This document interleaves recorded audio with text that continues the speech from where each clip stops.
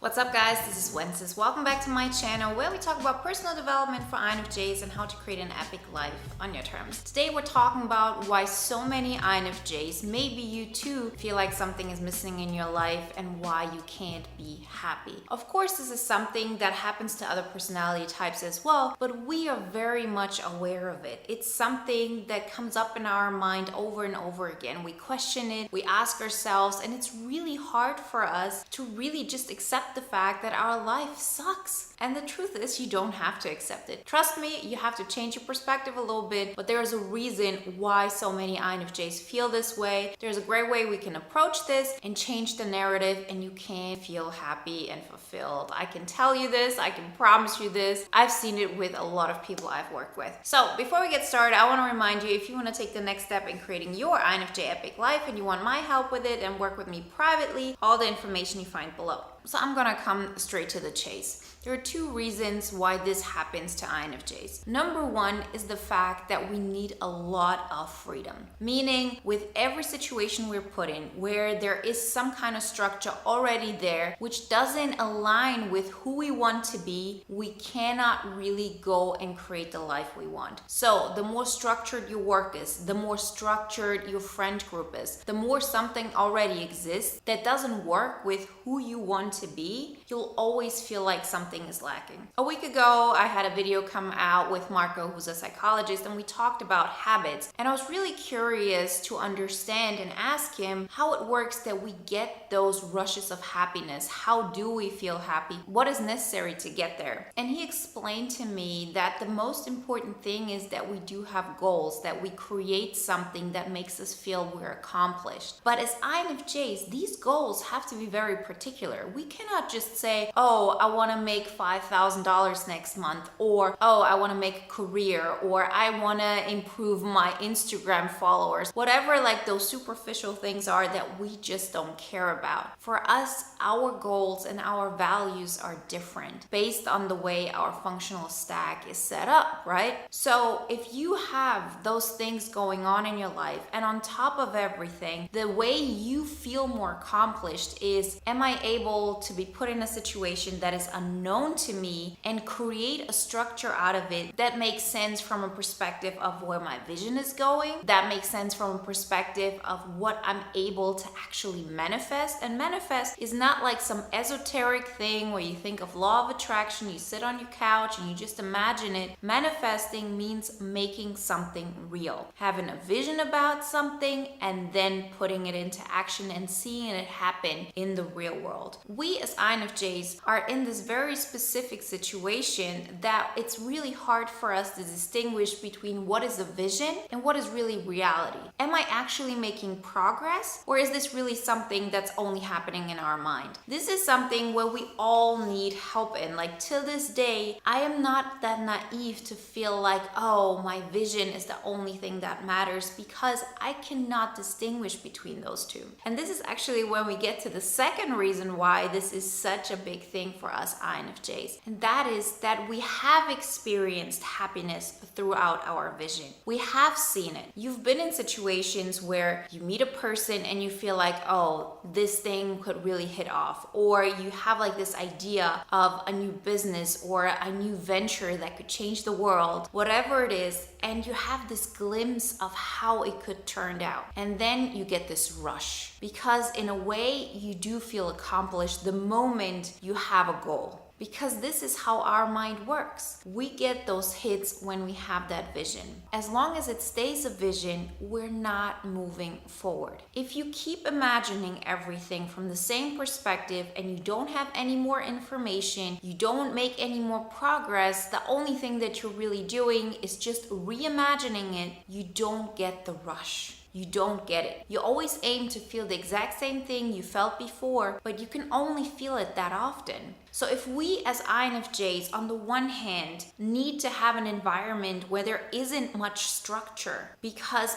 being put in a structure tells us you cannot create your vision. And on the other hand, we have a difficulty distinguishing between what is a vision and what is actually steps that I'm really taking to making this happen. So those two things are keeping us from happiness. Of course, this is like from a broad perspective, and there are like little things that are different for everybody, but this is something I experience and I see when it comes to INFJs across the board. So how are we going to change that? What does that actually mean? Well, in the end, it's about understanding these things first off. We have been observers so many times in our lives, right? We've heard this. This is something you read in descriptions, and I talk about it, how this observer role can really be detrimental to us, because as long as we're not taking charge of our life, we will never feel like reality is really a representation of what we imagine. And on the other hand, we have felt the way it could be. You know, if some people have never experienced the kind of happiness, the kind of vision of how it could be, how happy you could be, maybe the people around you, the kind of emotional atmosphere you could create. If you're not aware of the possibility, you're not going to feel like you're missing out. But we have that, and we have that so often. But as I said, the problem is that we only stay in the beginning stages. We only have that vision, and then it's gone. The reason for this is because we're not making those steps happen in the real world. So let's say you have this idea, right? And you imagine it, and it's all perfect, and then the feeling is not coming back. You just want it to happen. You're waiting for this emotion to happen, for this vision to come back, so you get inspired to take the steps. This is what we all know. And because we're not getting any new information, what do? We do more research, or we embed ourselves into a daydream, into something that has less and less a connection to the real world. And here, you're not making progress. The only progress that you're making is that you're cutting yourself off from reality more and more. And at some point, this whole dream world collapses because you see that there's a huge reality break between your vision and your life. You see at some point that you have this vision that you're not willing to let go of, because how can you let go of when there's nothing else that is as good as this thought? And on the other hand, you have reality. And reality is really the things that are observable. So I had this vision how I could escape my life, and then everything would be exciting. I would have interesting people around me, and I would be able to create something where everybody around me thinks, oh, this is so amazing, and this lights up my life. And I was holding on to that, and I was hoping that the people around me would recognize that, because I needed them to. I needed the people around me to see this, because as long as it only stays in your mind and you're the only one you can share it with, you always feel like something is missing. And then once I recognized that this is not going to happen, the people around me aren't going to see it, and you as an INFJ know this situation. This is not something that only happened to me. This is something that happens to us all the time. How often have you had like these great ideas, or you felt like, oh, with that person I could build such a connection and it would be so great for them as well, and the other person has no idea what you're talking about, is not interested, and everything collapses. So as I said, this is the one thing that's going on. And then when you look at your life from everything that's observable, it is really painful. Like, that's the point where I was at. And all my life, I didn't want to look at it, because my reality at that point was my job was boring.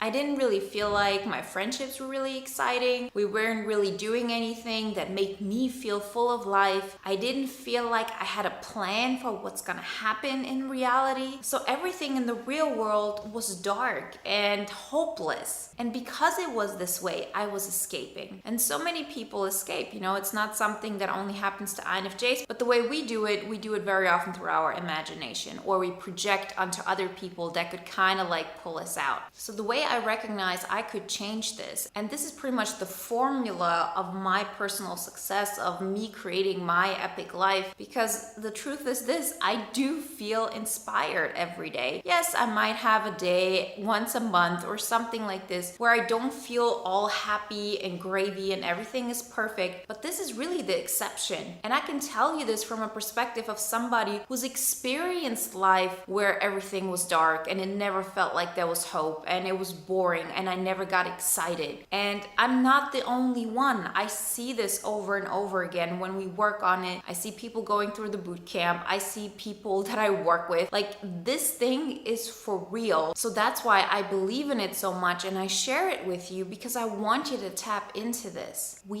have to start creating our reality in a way that gets closer to our vision. And as I said, we as INFJs have a difficulty distinguishing between what's only in my vision and what's really reality. So the way you overcome this is to ask yourself, are the steps that I'm making externally observable? So imagining something, envisioning something, making vision boards, having ideas, that is not externally observable. Yes, somebody could actually come to your apartment and see the vision board, but besides that, like, this is still something that is mainly happening in your mind, or where you say, I'm preparing myself, I'm getting into the mindset. These are the things we naturally are drawn to. The things we have to do are things like applying to new jobs, are recording yourself and putting it online, although you're not ready, although you know there are parts of the video that suck. It's about writing that book because it's externally observable that you do have those 20 pages. At some point, it's externally observable that you have that blog post. At some point, it is externally observable that you did move to a new city. And every single time you do that, your mind is being filled with new information. Information that you cannot get through meditation, information that you cannot get through research or understanding another person better. Because once you put yourself into the next situation, once you actually go the next step, so for example, recording yourself and sharing your thoughts and putting it online, you actually have a new way of thinking. You are in a new space. You see what reality is really like because it's always different than our imagination. Yes, there is a tendency that it could be similar, but it's still different. So you put into a new emotional atmosphere and then you start envisioning again. Then you start creating new goals and new ideas. And then through taking those steps and making them reality, you get to the next step and you get to imagine again and you get to make it happen. Watch the video if you haven't done this, like with Marco, where he talks about the habits, because this for us as INFJs, these are mental habits. It allows us to continuously tap into our vision and make it reality. That means we have an NI vision and we make it an SE reality, knowing very well that reality is never going to be as perfect as our vision, but we're leaning into it. And every single time we keep doing this, we hit two necessary components. Number one, we get to make our vision happen and we allow ourselves to continuously grow in that aspect, to have a new vision, make it happen. Have a new vision, make it happen. This creates happiness in itself. And on the other hand, we're also able to create our own structure, because the more you become a sidekick, the more you are an observer to an already existing situation that doesn't represent how it is in your mind, the way you see your vision and how it could be. The bigger the discrepancy between this is, the less you feel like it's in your control, because it isn't. You can either adapt to what is and say, I'm a victim to circumstances, that's just where I'm at. And of course, this is gonna make you unhappy because you cannot grow in that situation. Or you take charge and you say, I will do the things that scare me, I will do the things that challenge me, and I will create a life outside of the ordinary. And a life out of the ordinary is something you define.